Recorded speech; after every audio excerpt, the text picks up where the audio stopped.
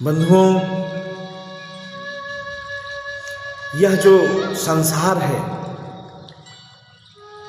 यह नाशवान है, यह सदैव रहने वाला नहीं। इस संसार में जो कुछ भी दिख रहा है, जो कुछ भी हमारे इस चर्म चक्षुओं से दिख रहा है, इन इंद्रियों से महसूस किया जा रहा है, जिसका ये इंद्रियां सुख भोग रहे हैं, जिनका यह इंद्रियां स्पर्श कर रहे हैं, यह केवल मात्र क्षणिक है। यह सब नाशवान है। सब कुछ एक दिन नष्ट हो जाता है।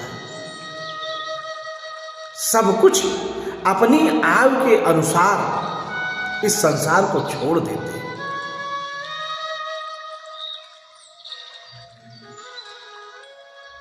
यह शरीर हमारी है, यह भी हमारी एक गलत फहमी है, और इसी गलत फहमी ने हमें अपने स्वस्वरूप, जो इस आत्मा का सत्य आत्मा है, सत्य परमात्मा है, इसके अलावा सब कुछ नाशवान है, सब कुछ असत्य है। हम गलत फहमी में जी रहे कि ये मेरी शरीर है, ये मेरा बेटा है, ये मेरी बेटी है, ये मेरी पत्नी है, ये मेरी माँ है, ये मेरा बाप है, ये मेरी खेती है, ये मेरा घर है, ये मेरा मित्र है, ये मेरा परिवार है। यह गलत फहमी है।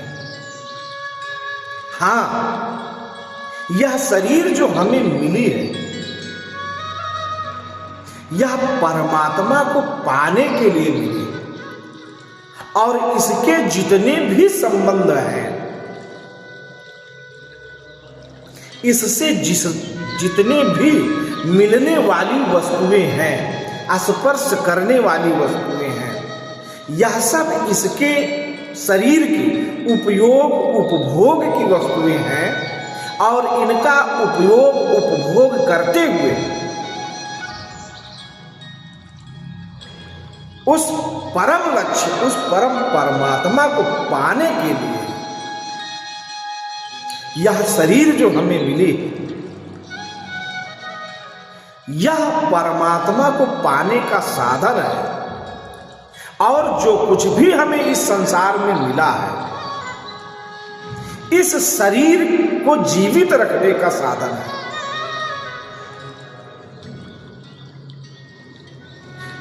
इनसे आसक्ति ना किया जाए।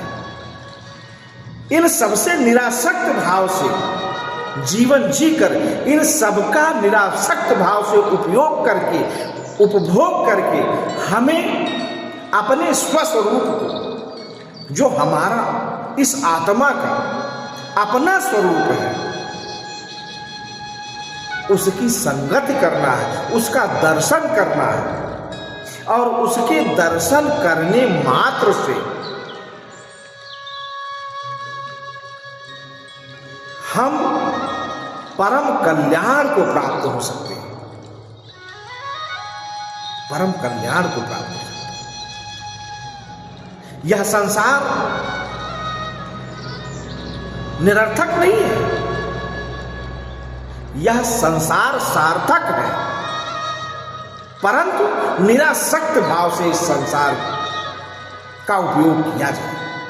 निरासक्त भाव से इस संसार के साथ में रहा जाए, और हमारी आसक्ति उस परमात्मा में हो, उस परम पिता परमेश्वर में हो, जिसने हमको, इस शरीर को और इस समस्त सृष्टि को निर्मित किया, बनाया।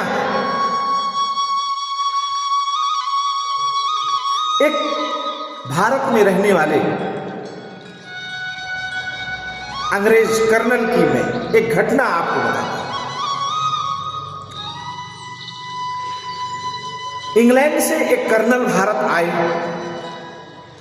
कर्नल के पद पर नियुक्त होकर के इंग्लैंड से आए। उस समय की बात है जब हमारे इस भारत देश में अंग्रेज राज्य किया करते थे। तो वहां से कर्नल का पद प्राप्त करके अधिकतर जितने भी ऊंचे पदाधिकारी हुआ करते थे सब इंग्लैंड से नियुक्त होते थे। हमारे भारत में जिनको नियुक्त किया जाता था वह मात्र अपने बंधुओं को काटने और मारने के लिए नियुक्त किया जाता था। यहां उनको बंदूक दे दी जाती थी, मारो काटो, किसको? अपने भारतीयों को। और जो प्रमुख पदाधिकारी हुआ करते थे, कर्नल, जनरल, लॉर्ड, ये सब इंग्लैंड से आया करते थे। तो कर्नल साहब इंग्लैंड से आए। इंग्लैंड क्योंकि ठंडे प्रदेश है, वहां अपने भारत के जैसे गर्मी नहीं रहती। जब वो आए तो गर्मी का मौसम था,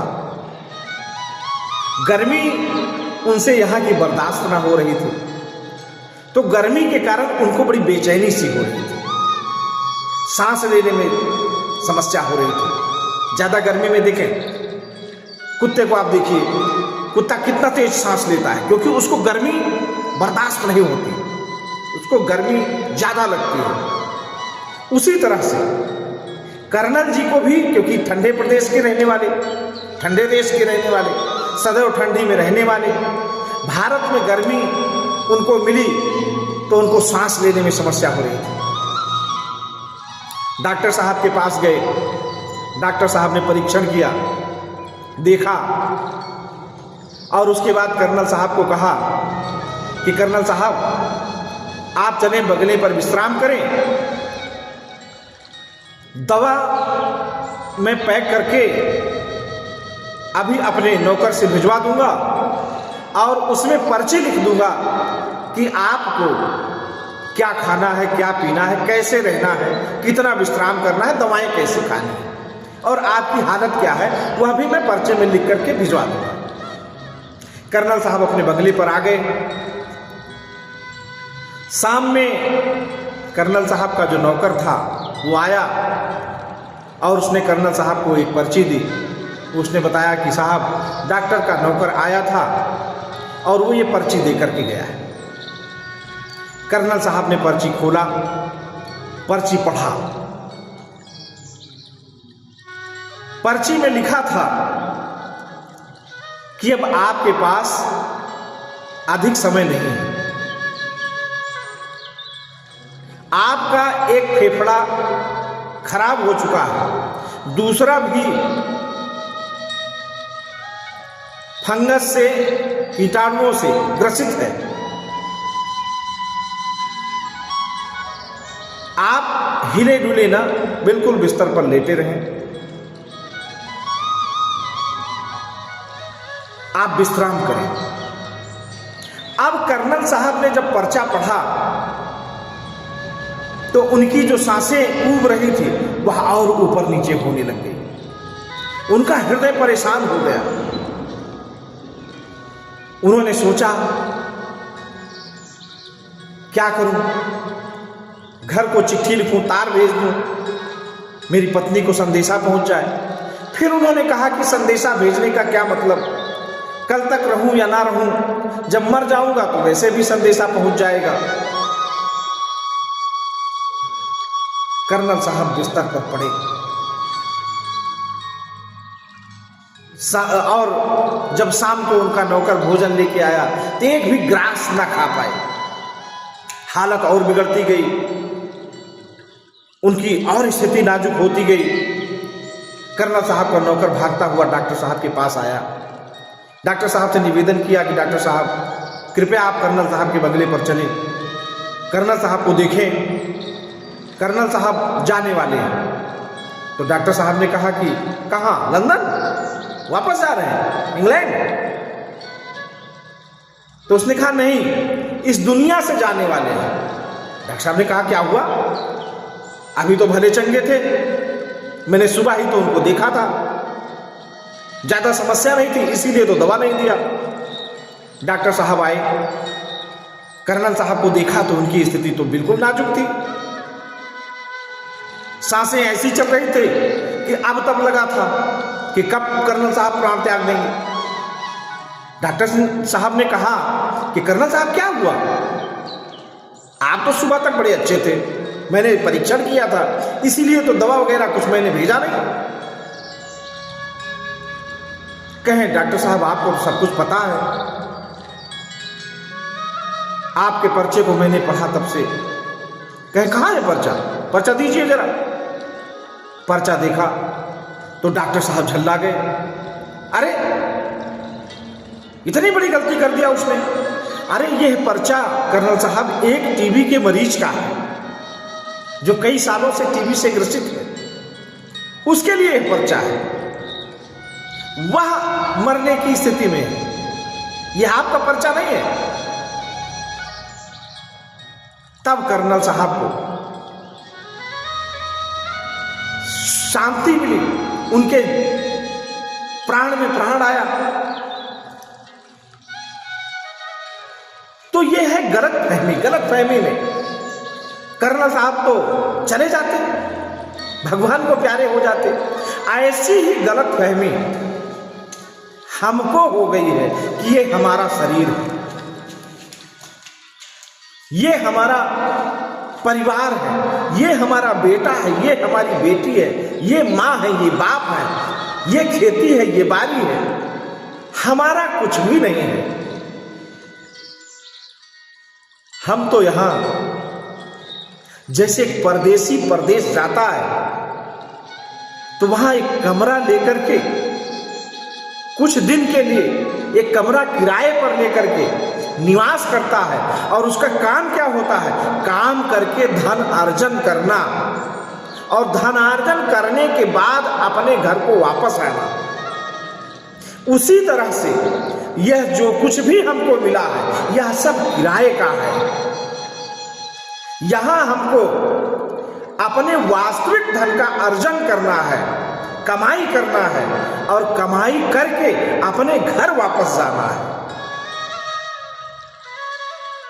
अपने घर वापस जाना है। हमारा घर वह परमात्मा का शाश्वत धाम है। हम परमात्मा के अंश हैं, हम इस माया के अंश नहीं है, हम परमात्मा के अंश हैं, हम इस प्रकृति के अंश नहीं है।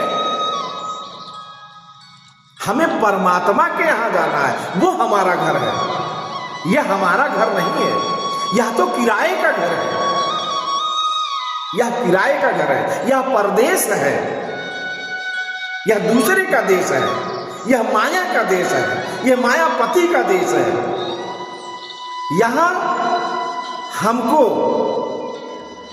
मेहनत करना है, यहां हमको कमाई करना है, कमाई करके धनार्जन करना है।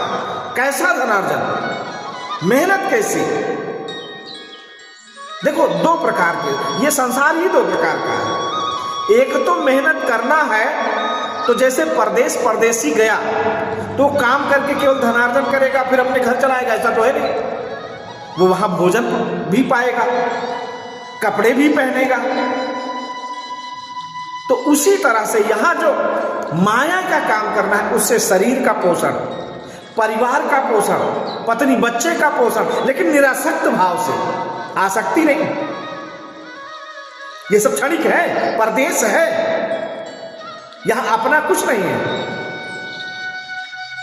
यहां निरासक्त भाव से हम कमाई करें, इस शरीर का पालन पोषण करें। शरीर नहीं रहेगी, परिवार नहीं रहेगा, तो अकेला शरीर नहीं रह पाएगा, और शरीर नहीं रहेगी तो कमाई नहीं होगी। कमाई कौन सी? सत्कर्म की कमाई, पुण्य की कमाई, भजन की कमाई, उस परमात्मा के नाम के भजन की कमाई करना। तो शरीर से इस संसार का पालन पोषण भी करना है, और इसी शरीर से उस परमात्मा के भजन का धनार्जन भी करना है। उसी धन को लेकर के हमें वापस जाना है अपने घर। गलत फहमी में जीवन हमको नहीं बिताना है। यह गलत फहमी है कि यह संसार मेरा है, यह शरीर मेरा है, यह परिवार मेरा है, यह कुछ भी अपना नहीं है। हम सब किराए पर रहने परदेश आए हैं, कमाई करने आए हैं। हमको कमाई करना है, हमको भजन करके धनार्जन करना है, और वह धन वह धन हमको लेकर अपने गांव जाना है, अपने घर जाना है, अपने परमात्मा के पास जाना है, जो हमारा शाश्वत धाम है, जो इस आत्मा का, यह आत्मा क्या है? यह आत्मा परमात्मा की अंश है। हमारा अपना कौन है? हमारा अपना परमात्मा है। इस आत्मा का अपना कौन है? परमात्मा है। तो हमें परमात्मा के पास जाना है। गलत फहमी का त्याग करके हमें कमाई करना है और कमाई करके अपने देश जाना है, अपने देश हमें जाना है। तो बंधुओं,